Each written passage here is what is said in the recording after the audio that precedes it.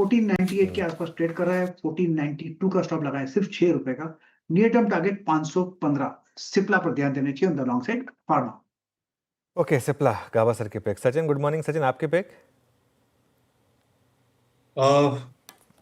अनुज जी, मुझे लग रहा है यहाँ पर HAL में अच्छी फॉलो थ्रू एक्शन है।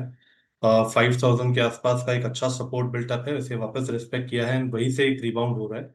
सो 5140 से लेके 5185 ये दो टारगेट्स के लिए अभी भी यहाँ पर लॉन्ग पोजीशंस बनाने की सलाह होगी। स्टॉप लॉस आपको यहाँ से लगभग अराउंड 5038 पे लगाना है एंड खरीदारी करनी है HAL के फ्यूचर्स में।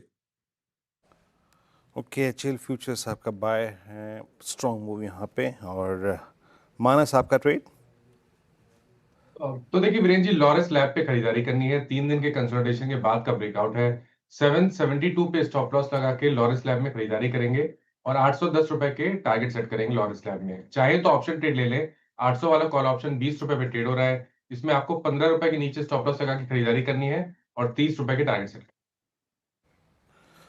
वाकई इस स्टॉक को देख के मेरे को डर भी लगता है, बट जब तक हम डरेंगे तब तक ये चलेगा। लॉरेस लैब्स आई थिंक बीते 20 दिन का सबसे स्ट्रॉन्ग फार्मा का प्राइस परफॉर्मर।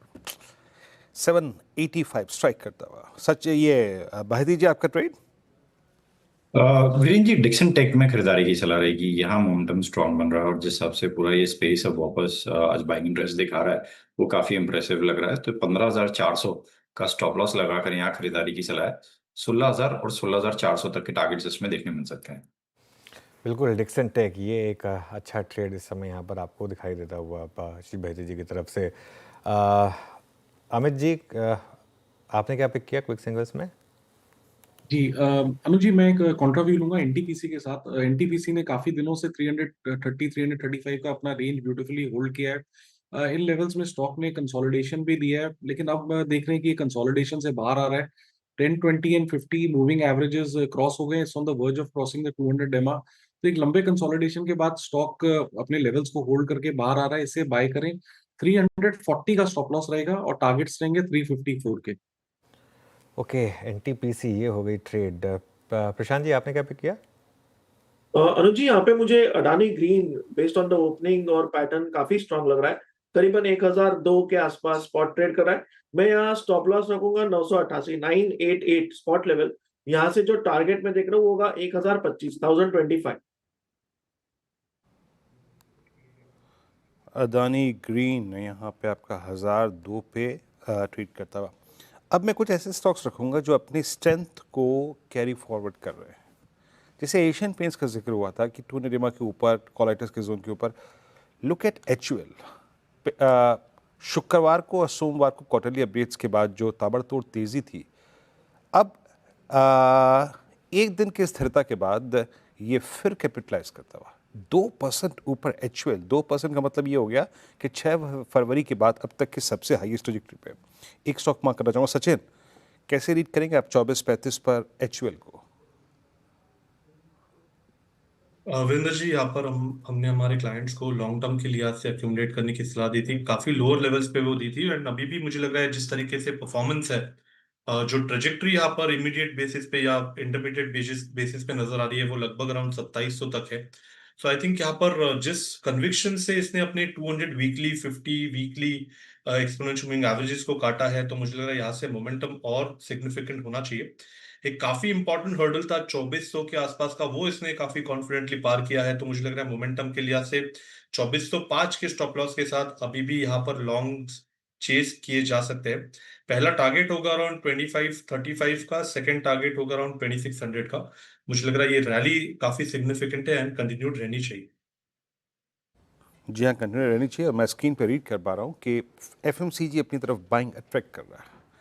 FMCG इंडेक्स 12 जून के बाद Nifty FMCG striking 200 day exponential moving average, और वो स्क्रीन पर उसकी वाइब्रेशंस आपको फील होंगी। लुक एट डाबर भी डे हाई पर आके ट्रेड करता हुआ। तो फार्मा और FMCG दोनों बास्केट अच्छा करते हुए देखिए।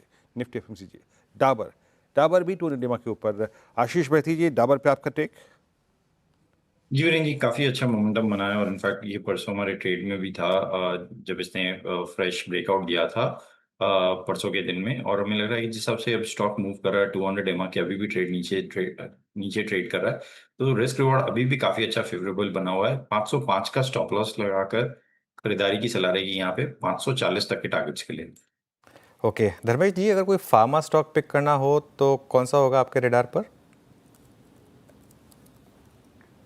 अनुज जी देखिए, फार्मास्यूटिकल स्पेस मुझे तो लगता है कि जो गिरावट पिछले 2-3 महीने में देखने को मिली, तो वहाँ पे एक अच्छी अपॉर्चुनिटी आई थी और ये एक वैल्यूएशन ट्रेडिंग लिहाज से बाई अपॉर्चुनिटी बनती है। और अगर एक स्टॉक पिक करना हो तो मेरे हिसाब से टॉप पिक वहाँ पर विंडो फार्मा होता है, और कारण बहुत सिंपल है, बिकॉज इसके जो वैल्यूएशन मल्टीपल्स है कंपेयर टू अगर आप इसको सन फार्मा और सिप्ला से कंपेयर करें तो काफ़ी सस्ते वैल्यूएशन मल्टीपल्स में मिल रहे हैं और बिजनेस कंसिस्टेंट है।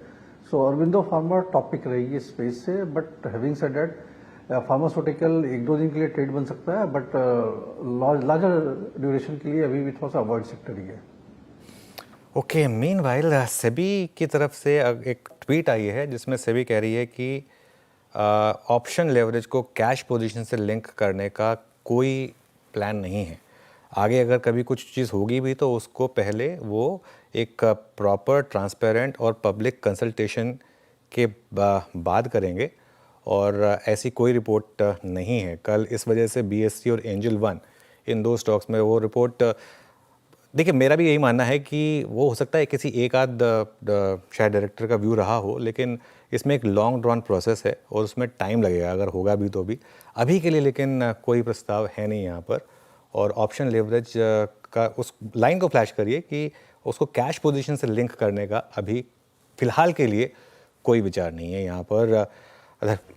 धर्मेश जी, पिछली बार भी ऐसी खबरें आई थी, उसके बाद BSE में बड़ी गिरावट आई थी, फिर लोअर लेवल से रिकवरी आई। कैपिटल मार्केट से रिलेटेड स्टॉक्स में अब आपका क्या व्यू होगा? अनुज जी देखिए, यहाँ पर आपको सेग्रीगेट करना पड़ेगा कैपिटल मार्केट्स थीम में।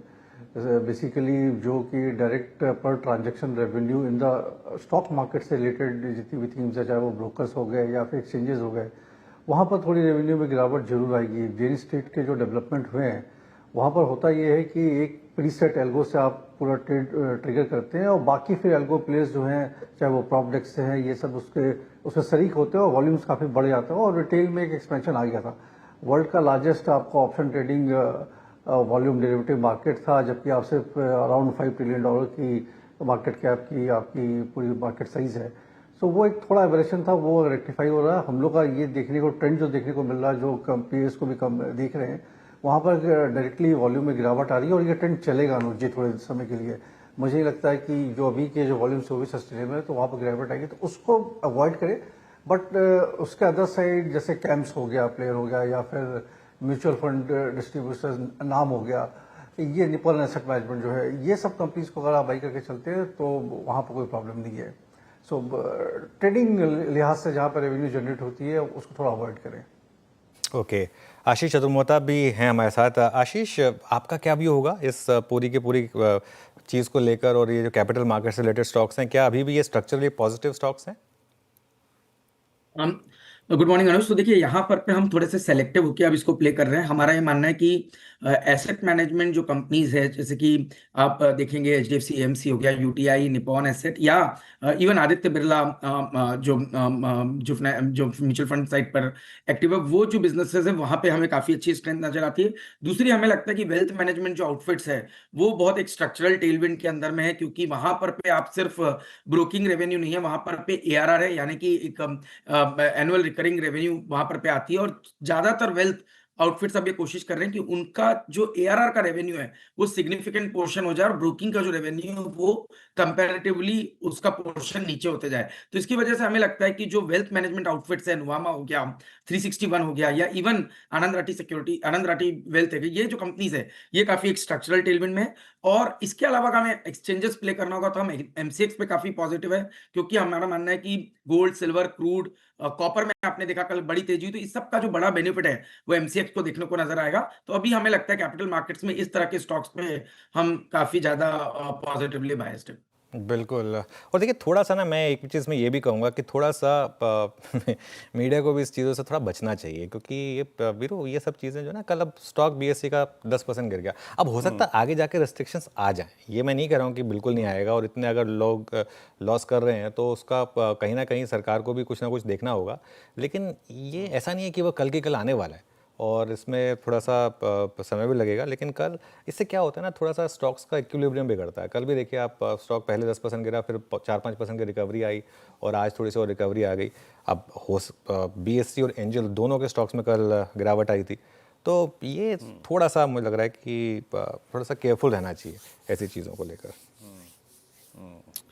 चलिए, तो स्टेटिस्टिक में आपने समझा ये कि थोड़ी सी ऐसी मीडिया रिपोर्ट से थोड़ा सा अगर आप देखें, it will take time. I think gradually चीज़ें इंप्रूव होंगी to restrict, I think, retail traders interest और उनके हितों को सिक्योर करने के लिए, बट सडनली आई थिंक इस पे ऐसा कुछ शायद अभी ना हो। पूरी कैपिटल मार्केट थीम इस वक्त आपकी स्क्रीन पे स्टेबल, स्ट्रॉन्ग, और कल याद रखिएगा ये वो बास्केट थी जो सुबह मैं आपको पल्स में दिखा भी रहा था। सबसे बड़ी अपने साथ shorting BSC top 361, Angel, CDSL, MCX, सबसे ज़्यादा शॉर्टिंग हुई थी। सचिन, अगर रिवर्सल खेलना हो आपको तो सबसे डिसेंट कौन है रिवर्सल में? आई थिंक मुझे लग रहा है यहाँ पर एंजल में एक काफी सिग्निफिकेंट सपोर्ट है 2600 के आसपास। आई थिंक वहीं से कल की रिकवरी शेप अप हुई थी, इसका 200 डे एक्सपोनेंशियल एवरेज भी वहीं पे प्लेस्ड है। तो आई थिंक थोड़ी सी अगर गिरावट होती भी है तो मुझे लग रहा है यहाँ पर थोड़े से लॉन्ग पोजीशंस कंसिडर करने चाहिए। ऑन द हायर साइड हो सकता है कि थोड़ी सी स्टेबिलिटी के बाद एक अच्छा रिबाउंड बन सकता है 2960 3000 के लेवल्स के लिए। तो मुझे लग रहा है एंजल 1 में थोड़े से डिक्लाइंस पे अक्यूमुलेट किया जा सकता है। प्रोबेबल टारगेट होगा अराउंड 3000 तक का, एंड स्टॉप लॉस आपको लगभग अराउंड 2560 पे लगाना है ऑन क्लोजिंग बेसिस। ओके, चलिए, तो देखिए अब तक के बैक की समरी में इंडेक्स थोड़ा सा रिट्रेस हुआ है, बट मोर और लेस 25,500 के आसपास। फार्मा, एफएमसीजी और capital market theme as of now सबसे स्ट्रॉन्ग, सबसे स्टेबल। अब आते हैं आपकी कैश कॉल्स पे। 9:30 ओपन मार्केट में कैश कॉल्स पे आते हैं आशीष बहती जी, अमित जी और आशीष चतुर्मोता जी ये ट्रेड्स बताएंगे। आशीष बहती जी, क्या पिक कर रहे हैं आप? जी, वीरेन जी, काउंटर ट्रेड रहेगा गार्डनर शिप बिल्डर्स। ये स्टॉक पिछले 4-5 दिनों से काफी करेक्ट हुआ, और हमें लग रहा है कि अब इसमें एक अहम सपोर्ट जोन पे आके स्टॉक वापस से बाउंस बैक दे रहा है। स्टॉक वेल प्लेस्ड है 20 डे तक का मूव दिखाने के लिए, तो यहाँ खरीदारी की सलाह रहेगी। जो स्टॉप लॉस इसमें मेंटेन करना है वो 2850 टू 850 का एसएल मेंटेन करे। ऊपर में हमें लगता है इसमें 3100 तक का जोन देखने को मिल सकता है। ओके, अब चलते हैं आशीष चतुर्मोता जी के पास। आशीष, बताइए आपने क्या पिक किया कैश कॉल में? तो अनुज, दो चीज पे मैं बात करूंगा। पहले तो होटल थीम की बात करूंगा, जहां हमने पहले भी काफी बार चर्चा की है। वहां मुझे लगता है आईटीसी होटल्स हमारा, क्योंकि पहले काफी बार डिस्कशन हुआ है, वहां पे मुझे लगता है एक अच्छी स्ट्रक्चरल टेलविंड नजर आ